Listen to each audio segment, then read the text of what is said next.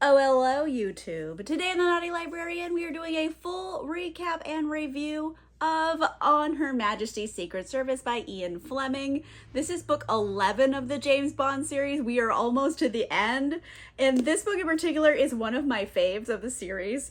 And it's also probably the most tragic, I would say, of the series, but it's really fun. I'm really excited to read this one. I think I liked it a lot better even the second time I read it. So let's just get into it because there's a lot to go over. A lot happens in this book. So let's start off with the yikes factor here. Just like a vague sense of misogyny, I would say. There's nothing like super duper egregious. It's just there's a lot of female characters in this book and most of them are just not at all developed. They're just, ingenues or helpless or they need a big man to come save them. However, our main heroine, Tracy, is one of the coolest Bond girls to ever exist. I love Tracy and I think she's written very sympathetically, even though she is written a bit hysterical, but like she's been through some shit, okay? However, on Her Majesty's Secret Service, besides, the vague sense of all of these things, it's kind of one of the least yikes out of the series. Just a general sense of those things, but like outside of a few lines that are just like yikes, it's not like so bad. We've seen worse, essentially. All right, enough about yikes. Let's get into what actually happened in On Her Majesty's Secret Service. The book starts out with James in Royale. That is the same Royale from Casino Royale in book 1. And James usually goes to Royale like once a year on average. And one of the things he does every time he visits is that he goes to visit Vesper's grave. Vesper, his one first love in the series, who also unfortunately passed away in Casino Royale. And this time in particular, he is extra frustrated in general, especially with like the Secret Service, and he's like ready to quit, okay? Just like he was in Casino Royale with Vesper, he's like, I have had it. He's like trying to draft this letter of resignation, so it's like snotty but not too snotty. He's trying really hard on it, but basically it just says like, listen, I've been working on this Spectre case for over a year with no leads. This is a waste of my time. I'm a 00 agent. I'm not a friggin' policeman. Like, go give it to like Scotland Yard and have them investigate. What are you doing? And since you won't bother to use me efficiently or effectively, fuck you, I'm out. Like, that's how he is right now. He's just had it. So James just keeps thinking up ways to phrase that in a professional way as he's driving his car along. He just thinking in his head. And then, you know what? He gets passed by this really nice car and it's going super fast and there's like a pretty girl behind the wheel. This is James's kryptonite. He's like, oh damn, I need to know what's happening. So he speeds up to like, catch up to this mysterious woman. They race all over town. They end up at Casino Royale and the woman goes in before him and he like gets out. He's like, oh, I'm like looking for her and he can't find her.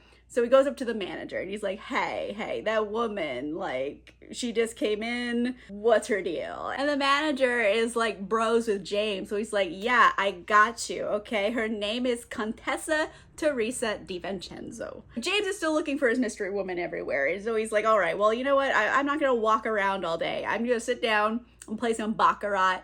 And whilst playing Baccarat, I'll look for this Teresa woman. And he's playing for a while, and honestly, he still hasn't found Teresa, but he has won like a lot of money. James is a good card player. He has won about 4 million francs. So just when James is thinking, you know what, I might as well just cash out, whatever. I'm gonna go off of my day. I'm not gonna meet this woman, whatever. Guess who shows up at the Baccarat table? Oh, Teresa does. She comes, sits down, she's like, deal me in.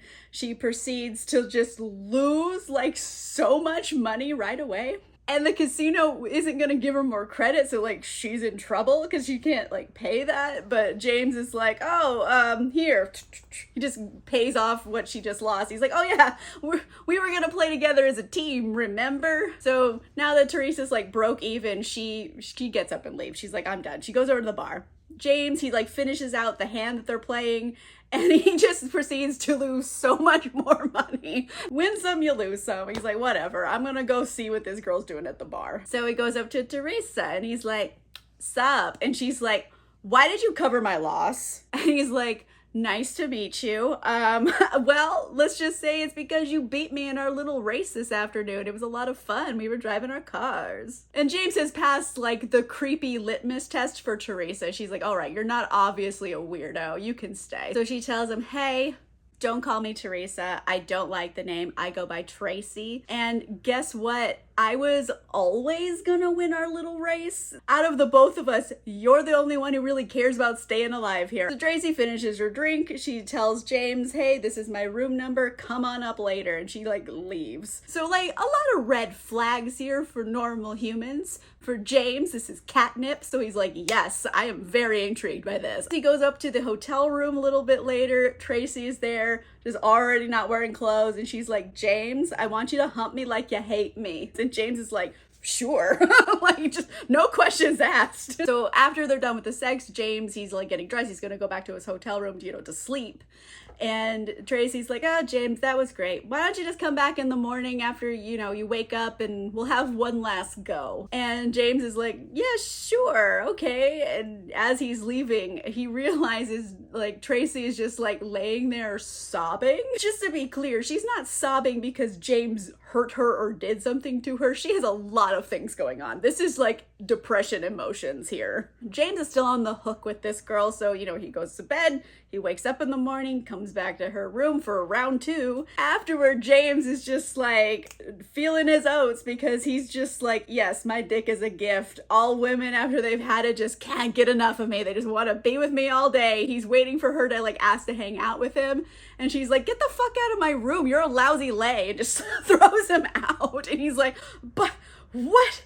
Where? How? He is so flabbergasted because he's never been rejected by a woman who he's had sex with. And he's walking out of that room and he's really genuinely worried about this person. He's concerned because she is made of emotional red flags.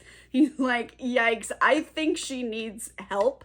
More so than sex. I should keep an eye on her. Throughout the day, James basically stalks Tracy just to make sure she's okay. And he even followed her to the beach where she just lays out for hours on end and he's just staring at her for hours because he just wants to make certain she's not going to try to unalive herself by drowning. The ocean's right there. And eventually, it's getting everyone's leaving the beach, it's getting a little dark, Tracy starts making her move for the water. So James is like, oh shit, it's go time. So he's running after her, trying to like intercept her so she can't drown herself. And he's like, Tracy, no, don't do this. And right at this moment, 2 very large henchmen are there and they had followed James and Tracy out on this beach. And they disarm him and they're like, all right, you, Tracy, get on the boat. They get on this little boat. James is wondering what's going on. Tracy seems to know these people. So a while later, they arrive at this cargo ship. And, it doesn't look like much from the outside. But then when you go in, you're like, oh, like this is fancy. And Tracy's like, well, thanks for the jacket, James. And she just goes back to her cabin. But the guard, he just like pushes James away so he can like enter this other room, presumably where the boss is. But James doesn't really want to get pushed around. So he like gets the jump on this guard and he like kicks him backward and slams the door shut while pulling a concealed throwing knife out. It's like a baller move. And, James turns around and there's the boss and the boss thinks this is fun. He's like, wow, that was a lot of excitement. And since boss guy is taking this whole like I pulled a knife on you thing rather well, James like immediately likes this guy. He's like, okay, so like you can fuck around. Well, the boss, he introduces himself. He's like, hello, my name is Marc-Ange Draco and you are James Bond, Commander Bond from the British Secret Service. And James is like, how do you know this? What is going on? Am I being punked? Like he starts looking for cameras or something. So Draco invites him to sit down, like, let's have a drink, we'll talk. And Draco, he tells James that he's actually like the head boss of the Union Corsa, which is, it's kind of like the French Corsican version of the Italian Sicilian mafia. And he's like, and listen, like, I don't tell people that. I'm gonna trust you with this because I have some other confidential stuff like I need to talk to you about, especially about Tracy. And James and him are buddies now because they're having drinks, they're throwing knives, they're having a good time. So James is like, yeah, I didn't see nothing. I didn't hear nothing. I don't know what you're talking about. I'm not going to tell my boss about meeting you. Like, so James is cool with this guy. And Draco's like, yeah, my man. So he's like, listen, so Tracy is my daughter. And here's the deal. Like about 10 years ago, her mother died. And he doesn't know how to raise a girl, so he sent her to Switzerland for like boarding school. And she got real wild while she was gone and like constantly in trouble, rebel without a cause kind of a thing. And so she ran off and she ended up marrying like this cash poor Italian count. And he stole all her money and he knocked her up and then he just left. He just boned out and never saw her again. So Draco tracks Tracy down. So step one is to get her a divorce. It's kind of ambiguous in the book what they mean by divorce. If it's legal or disappeared, I'm not sure. Either way, he got her a divorce.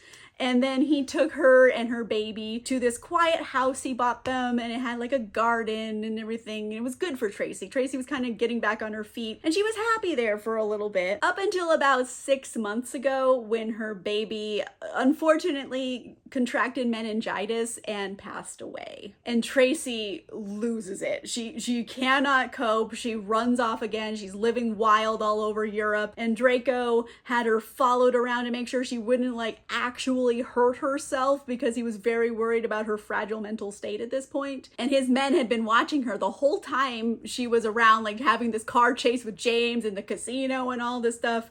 And his men were like reporting back to him. He's like, hey, there's like this guy James and like he's like cool or whatever. And I think he banged your daughter, but like not in a bad way. James is like, it's really awkward that you know I fucked your daughter.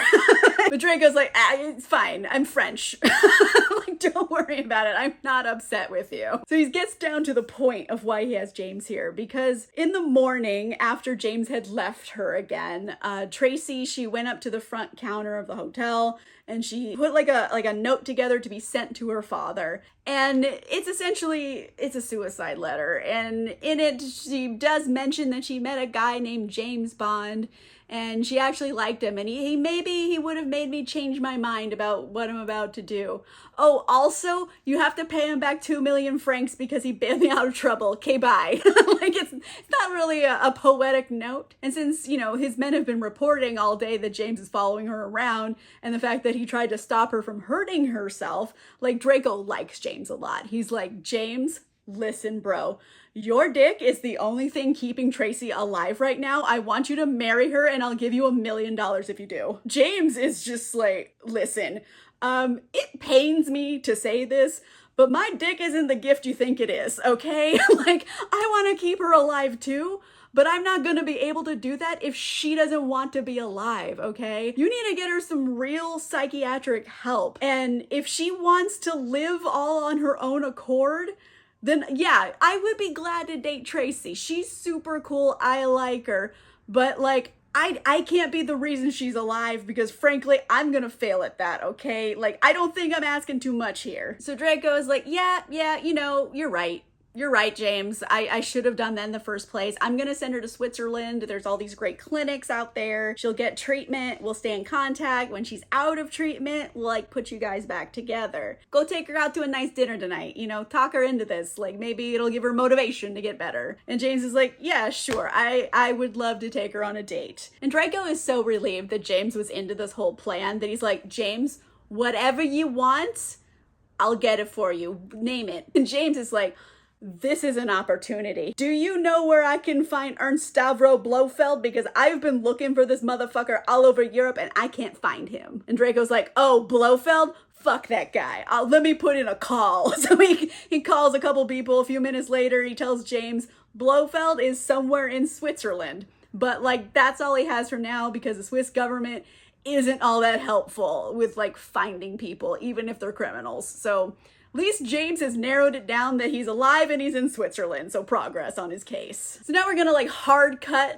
to about 2 months later. He finally does get a big break in this case, and it involves like family bloodlines, a title inheritance and stuff, like really non sequitur things that James would never think of. So TLDR here, what had happened was Blofeld, after Thunderball, he went off to Switzerland, and then he had like a boatload of plastic surgery to like remove his earlobes, which is like a genetic trait that's shared by members of the Blueville line. And Blofeld, he has assumed the identity of the Comte Balthasar de Blofeld, and he's asked the London College of Arms to authenticate his claim. So James, he goes over to the college, he meets some nerds, they talk to him about some ancestry and stuff. So the plan is James is going to impersonate a representative of the college, and his name is going to be Sir Hilary Bray, and he has to go personally to Switzerland and meet this Comte Balthasar de Blueville, and he's going to need to authenticate the claim that way because there's not enough records or whatever, cover story they're going to come up with. And then once James is there and he sees Blofeld, he has like an eye line on him. He's like, okay, here's the deal. I'm gonna like come up with a ruse to like get him alone so we can kidnap him. And the whole time James is on this mission, he's going to be in deep cover, which means no contact with anybody related to the Secret Service. His only contact he has is a guy named Sable Basilisk. I am not making that name up. His name is Sable Basilisk, and he's like the coolest nerd at the College of Arms who thinks spycraft is just really cool. So James is like, all right, batter up. He's off to Switzerland, hopefully to, produce a slam dunk out of this far-fetched plan they have. Actually, I'm going to take a little side note for a second here because On Her Majesty's Secret Service is actually a Christmas book. I know it's a Christmas book. It happens at Christmas time. And since it's Christmas, the holidays, James, he's been thinking about Tracy a lot because she's also in Switzerland and he's going to be in Switzerland. So he's kind of, flying over the Alps and going like, oh, I wonder where she is. Could I see her from here? Because they've been writing to each other back and forth during these few months where they've been apart from each other. And James is actually starting to genuinely really care about this woman because, they're pen pals now. James lands in Switzerland and he is met by Fraulein Irma Bunt. And she is an underling of the Comte. And she brings him back to Piz Gloria, which is their chateau in the Alps. And it's like a ski lodge / allergy research institute, which is an odd combination of things. And James notices a lot of suspicious stuff in this building. He's like, why are there so many guards? And like, how come my room only has a door handle on the outside of the door? And like, there's cameras and microphones hidden in my room and shit. This is suspicious as all hell. He's like, what's going on here? Something's fishy. There's nothing James can do about it now, so he just settles in and waits. He comes out for cocktail hour and he finds like 10 super hot women all staying at the chateau at the same time. And apparently all these women are there for allergy treatment because they have particular food allergies, and all of the women seem to come from like agricultural families. But James, as Hilary Bray, he's like, he puts on the old charm and he's able to like impress all these women. He knows like a magic trick. Like he's just like being impressive at a cocktail party, and all the girls really like him. Even Irma Bunt likes him, and she doesn't like anybody, so he's just like charmed the hell out of everybody. So the evening goes on and on like that until James goes back to bed to go to sleep. Good first day. But the second day, less good, because James is awoken in the morning by a blood-curdling scream. James is like, well, shit, someone just got murdered. I know the sound of murder screams, and that's a murder scream. I better make sure I work out all my skiing muscles just in case I need to get out of here in a hurry. He goes out for breakfast. He overhears all the girls. They're talking about how it was one of the guards who got killed when he fell down a bobsled track, which is elaborate. But apparently, just that very last night, he had tried to take advantage of one of the girls, and boom, now bobsled death. At about 11 a.m., Irma comes to get James because he has a meeting with Blofeld. So James, he goes in the room, he sees this guy, and he's like, whoo boy, this is a pickle. Because he was expecting to meet a guy that had Blofeld's general, description, except no earlobes. But this guy has nothing in common with like the Blofeld they know, like completely different, like body is slimmer, like he's lost a lot of weight, nose job, you know, a lot of facial reconstruction. He's wearing these weird contacts and stuff. But James is in too deep at this point, so he's like, I just have to believe this is Blofeld, even though he looks nothing like Blofeld. So he's like, how am I gonna keep this guy on the hook so I can stay here long enough to like investigate? So James tells him that like, oh, I need to stay and we have to have more conversations because I need to like look up some more of your family tree to like make the connection in like your ancestry. He's just pulling stuff out of his butt, like just trying to come up with something to keep this guy on the hook. And like, luckily Blofeld's on the hook. So they make plans for James to just go ahead and stay the whole week, and then they can just research the lineage together. James, he gets to spend more time with like all the girls, and he gets to know them a little better. And he finds out, you know, they're a little bit rebellious. Like they find ways to break the rules. Like they weren't even allowed to tell anybody what their last name was, but all the girls know each other's last names. They, you know, the girl talk. And they're also not even allowed out of their bedrooms after 10 p.m. It's a whole thing. And because later that evening, one of the girls, her name is Ruby, she sneaks into James's room and she knows where the cameras are in the room. So she knows what path she can take where she's not on camera. So she like sneaks into his bathroom. The one place there's no cameras. Thank goodness. But so she sneaks in there. James follows her. He's like, what you doing in my room? And Ruby is just so young and naive and easy to trick. It's kind of unfortunate, but like Ruby's just like, oh, you know what? My last name is Windsor, and like maybe I'm related to royalty somehow. Could you look up in your books, please? Like one of those. And James is like, yeah, sure. I'll look it up in my books, you know? But James is putting plots together in his brain. He's like, this Ruby, I've got to get her on my side here because like she's my key to all the information I want. She's gonna know a lot of stuff. So they make plans for James to like sneak into her room later that night after lights out, and so they can talk, one of those things.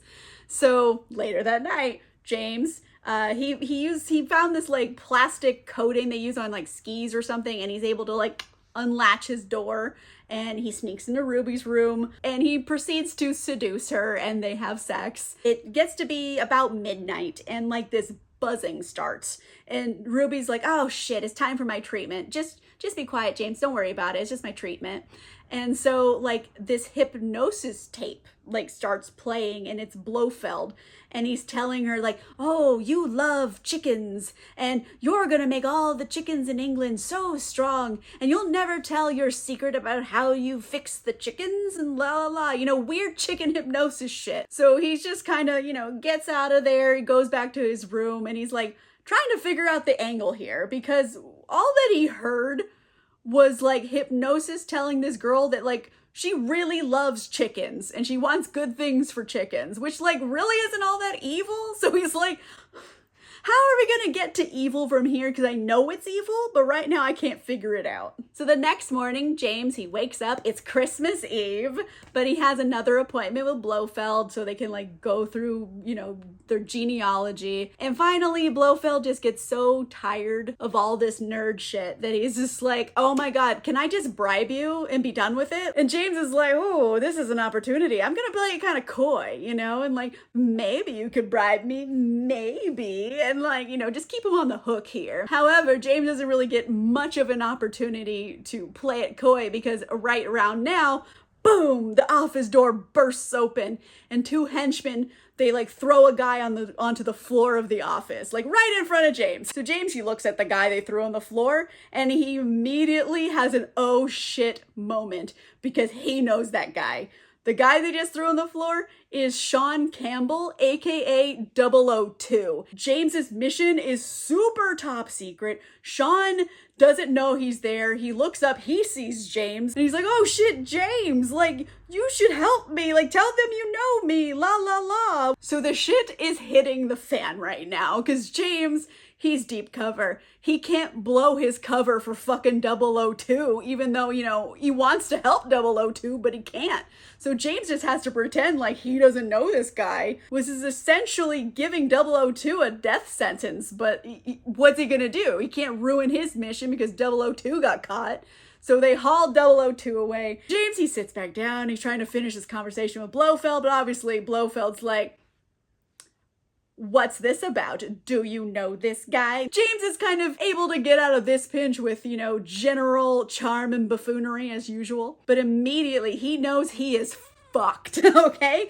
Because it is only a matter of time before they break 002. This is Spectre. They know shit about torture, and everyone will break eventually. So he's like, okay, maybe I have hours if 002 gets it through his head that I am undercover and he doesn't sell me out. So James has a very limited amount of time he can act. He has maybe hours at best. So he starts putting together a plan here, which is step one. Okay, get as much info about the girl staying here as possible before he goes. Luckily, that's taken care of for him because Ruby sneaks back into his room and like she's like, oh, can I tell you all the girls' names and what town they come from so you can do their genealogy for them? And he's like, Ruby, yes, that's an excellent idea. Write all their shit down. So, step one complete.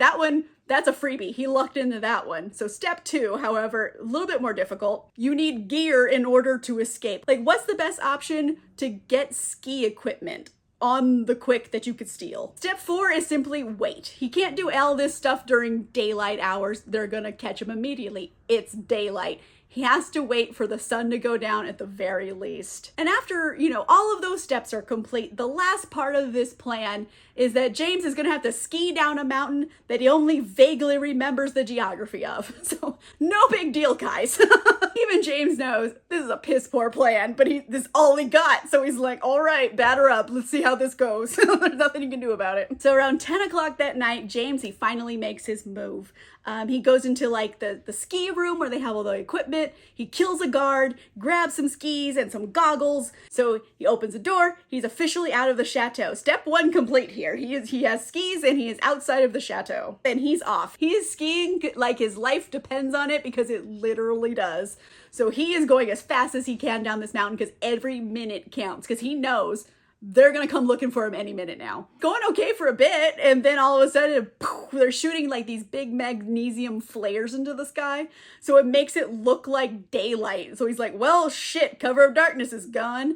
And then they just start like firing grenades at him, and so like explosions are going off. They're firing guns too, so he's dodging bullets and grenades, and he realizes, oh no, I'm on the side of the mountain that's closed because there's a threat of an avalanche. And in a sense of poetic irony, James starts hearing the giant crack in the mountain, meaning, oh, all those flares and grenades and bullets they've been firing finally triggered that damn avalanche. So James is like, what next? Locust? Like, he's just not having very good luck at this point. So James, he's trying to like ski as fast as humanly possible to outrun an avalanche. TLDR for this whole sequence. It's very tense in the book, but here's what happens. James, guess what, everybody? He manages to make it to the bottom of the mountain with only minor avalanche-related crashes. So James, he exits the course. There's already henchmen at the bottom of the mountain waiting for him. James manages to kill one guy with a ski pole,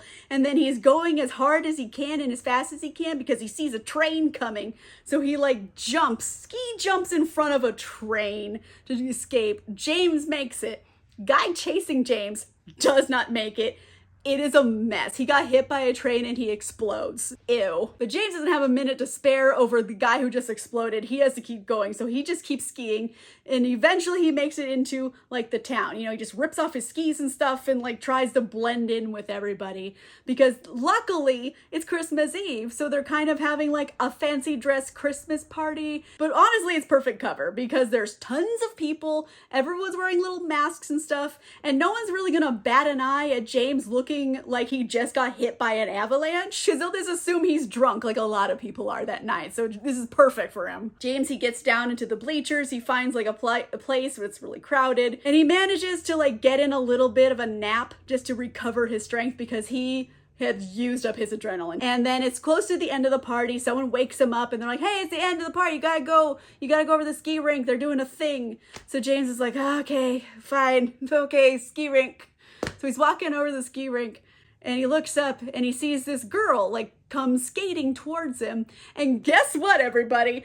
It's Tracy. Tracy is there. And she's like, James, hello. I'm so glad you're here. Why do you look like shit though? And James is like, Tracy, I am in trouble right now. Like bad trouble. I need help. Bad guys are after me. They're probably gonna start shooting at us a bunch. And Tracy, is a ride or die kind of lady. So she's like, James, I have a car here. We're gonna go to the car. We're gonna escape. She takes him by the arm and she's like, all right, start walking. Tell me who I should look out for so I can make sure they don't murder us.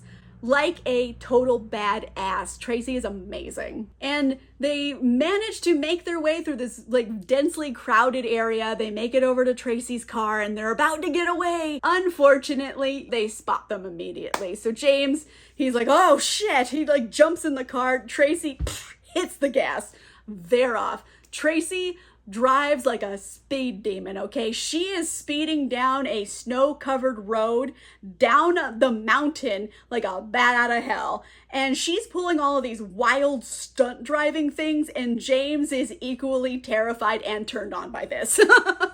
All the while, Tracy cool as a cucumber. She's just keeping an eye on the road and the car trailing them. And she's just kind of casually talking to James like, hey, what have you been up to these past few months? Like this is no big deal. And she tells James that she just arrived in town this morning because her dad like called her and told her to go look for James because he's likely in a lot of trouble. Like Draco heard about some shit. So that's why Tracy's there. And James, he can't tell her everything. So he kind of gives her the censored version of his mission to the chateau. So Tracy's like, cool, got it. How many men total were there? And James says, I don't know, like 12. And she's like, cool. How many have you already killed? And James is like, well, maybe it's self-defense. He's trying to be bashful about it. She's like, James, just tell me how many people you killed. He's like, all right, like 4. However, she's like, James, good news is we only have 8 guys after us. Bad news is I've only got a couple gallons left in the tank. So you need to come up with a bright idea real soon because we're going to run out of gas. And James's bright idea comes in the form of Tracy pulling off in this little crevice. And then James, he gets out of the car and he switches some road signs. So the cars that are following them down the mountain are going to see the sign and they'll turn the wrong way. They will literally drive off a cliff. And that's exactly what happens. These cars drive off a cliff and James is like, oh, that's a freebie. I'm glad that worked. So he just goes back and gets in the car with Tracy. And she's like, okay, good. We're doing well, James. Let's keep going. So they just keep going down the mountain and they make their way over to Zurich. And they even make it to the airport in Zurich. Like they're doing well so far. It's like the early hours of the morning. It's like 5 a.m. So James, he goes to a payphone. He calls the nearest like secret service station and he talks to the guy there and he's like, listen, this is probably a bugged line. I have to tell you some stuff. I'm going to tell you as much as possible. Here's the gist. Everything's fucked and you have a lot of logistics to do. Happy Christmas. James, he comes back to Tracy. They're sitting like at a little restaurant. Tracy had ordered breakfast and he tells her what she's going to do next to make sure she gets away unnoticed. That car she's driving, it's dead. They've seen her in the car. You can't ever go back to that car. And Tracy's like very calm about the whole thing. She's like, yeah, I'll just get another car. It's no big deal. And she's like gonna follow all the instructions he gave her so she gets away. Mind you, her dad's a crime boss. Like she's not unfamiliar with the lifestyle here. Tracy kind of breaks and she's just really sad all of a sudden. She's like, James, I have missed you so much and we're finally back together and it really sucks that we already have to part again because we just got here. And it's at this moment, James has an epiphany and it all comes together in his brain. He's like, Tracy is literally the coolest, bravest, most exciting woman he's ever met. And that ass though, like, oh my God, like he's never going to find another woman better than Tracy for him. So he's sitting there and he's looking at Tracy right in her face. And he just blurts out, I love you. Will you marry me? Mind you, it's 5 a.m. and they're at an airport Denny's, And they said romance is dead. And Tracy, after this like blunt admission he just said, she's like a little stunned for a second. And then she's like, yeah, I will marry you. I really want to get married to you. And James surprises the hell out of himself because he feels relieved. He feels hopeful. He has no sense of unmitigated dread due to her saying yes. He's actually happy. But in the meantime, they still have to part ways because Tracy needs to get away and hopefully stay unharmed in this whole thing. And James, he's got to go back to London and wrap up this Blofeld case. James gets on a plane, makes it back to London. He gets picked up by his secretary and she takes him back to his flat first so he can change out of his filthy, stinking clothes and get cleaned up before they do anything else. And then she types out his report for him, like, as he's dictating. So they're just doing some business work right here. So after James is cleaned up, they have a report. It's the afternoon on Christmas Day, and they head right over to M's house. James fills in M on all of the details of the case. And later on in the day, a couple more guys show up, and they're from the Department of Agriculture and Fish. And they have been called in to figure out what's going on with this case, since all the girls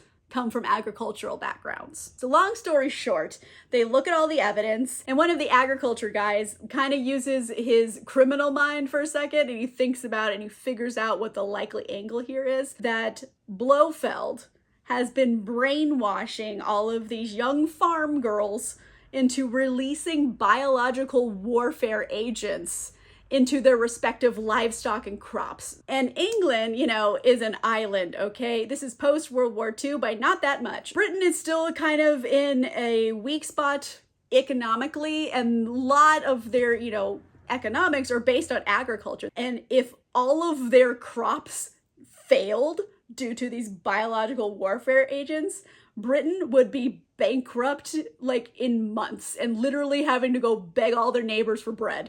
Nothing. It would destroy them. And the really bad part of all this is that it had already started, because one of the girls that were there for the allergy program left early, and she came back to her turkey farm.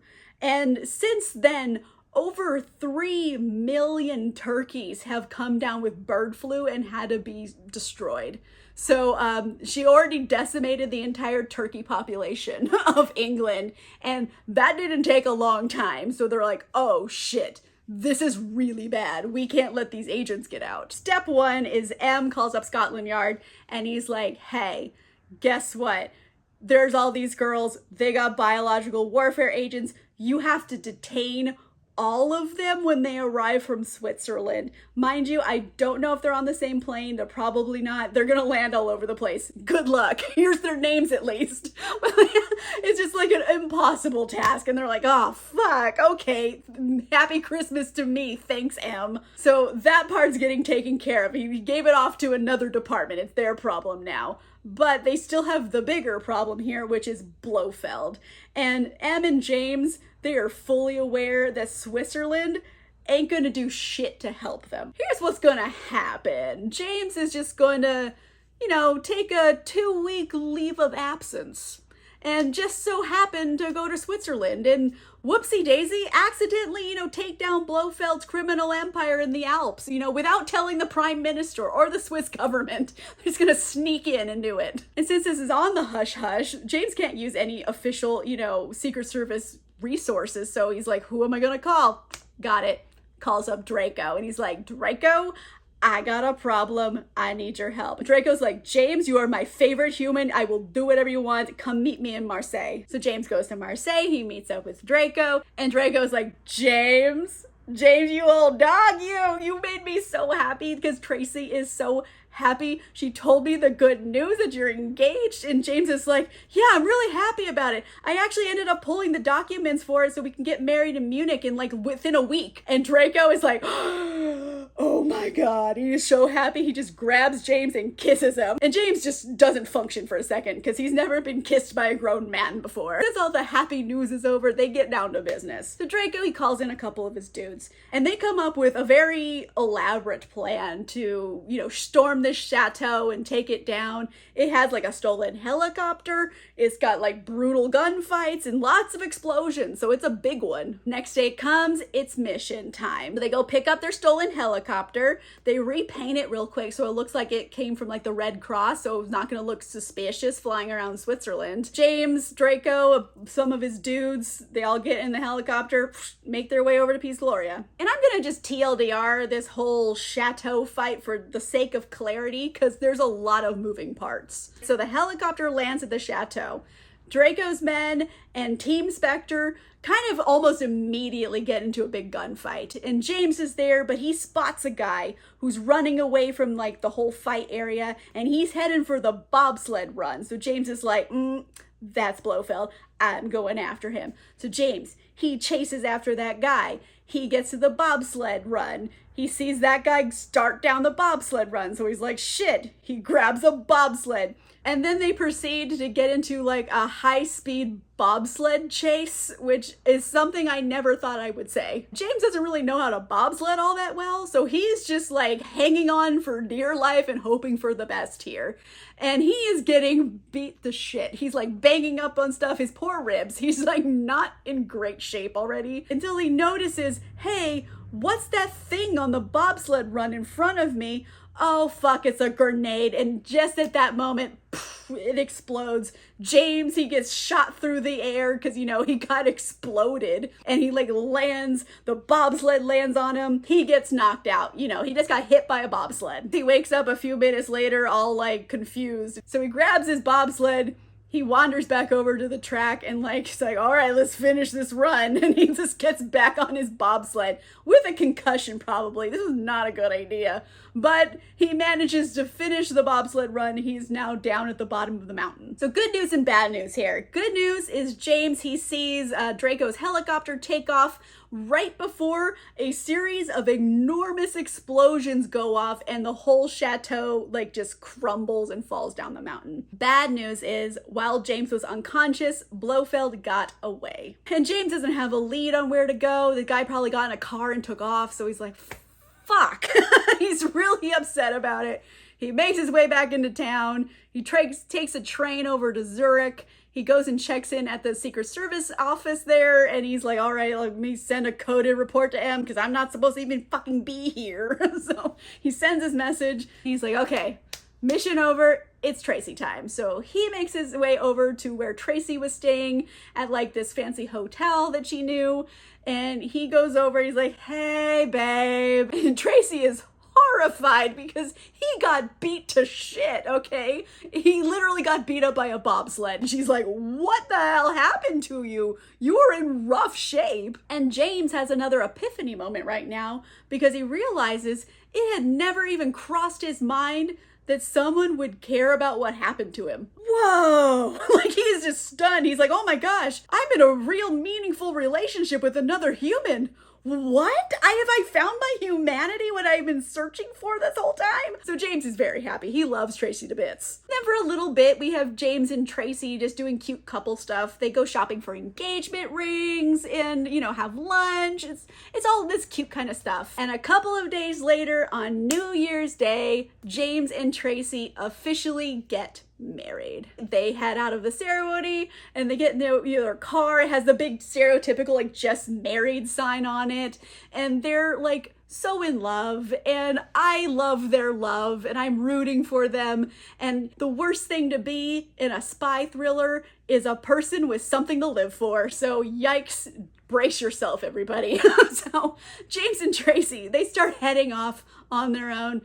Tracy, of course, she's driving. She's an excellent driver. And, you know, they're driving along. It's a nice, beautiful day on a country road or whatever. And James happens to notice that there's this really nice red Maserati that's been following them. And there's like a man and a not so good looking woman driving. And this car has been behind them for quite some time. But James, he's just like so happy. It's his wedding day, you know? He's just like, oh, they're probably just out doing their own thing too. You know, it's a beautiful day. He's thinking nothing of it. Oh no. Do you feel the sense of dread yet? After a while, even Tracy's like, they've been following us for a while. I'm just gonna pull over and like let them go past us because I'm tired of this. So, you know, Tracy, she's slowing down. The red Maserati speeds up to pass them. And as this Maserati is passing them, a man leans out the window, pulls out a machine gun, starts firing at them, primarily at the driver of the car. Guess who it was, everybody? Fucking Blofeld. Irma Bunt was driving the car. He must have assumed James would be the one driving their car because, you know, sexism. The car crashes. The windshield explodes. James, he hits his head on the dashboard. He's knocked out.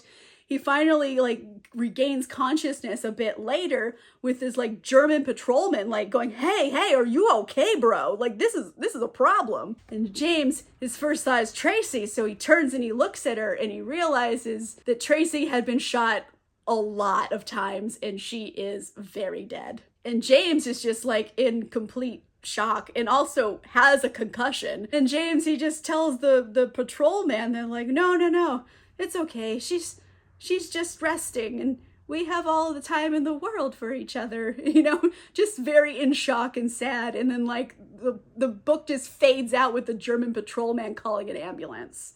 So that's the end of the fucking book. It's tragic and it hurts my feelings every time it happens because fuck you.